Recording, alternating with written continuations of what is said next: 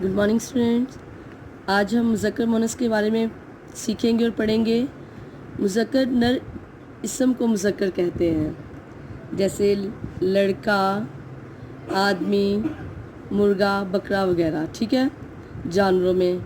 इसी तरह मादा इसम को मुअन्नस कहते हैं, यानी लड़की, औरत, मुर्गी, बकरी वगैरह।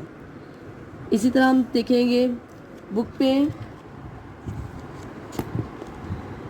कुछ ऐसे मुज़क्कर होते हैं जिनके आखिर में अलिफ और हे का इस्तेमाल आता है, ठीक है।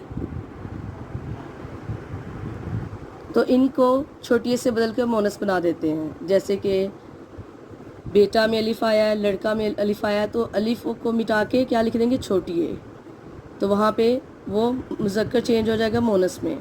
इसी तरह कबूतर में छोटी ए नहीं आ रहा, या अलिफ नहीं आ रहा, या हे नहीं आ रहा, लेकिन वहाँ पे ऐड क्या कर देंगे, छोटी ए, ठीक है।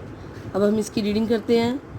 मुज़क्कर लड़का, लड़की, बेटा, बेटी, नाना, नानी, दादा, दादी, बूढ़ा, बूढ़ी, मुर्गा, मुर्गी, कबूतर, कबूतरी, ताया, ताई, शहज़ादा, शहज़ादी, मुज़क्कर, बकरा, बकरी,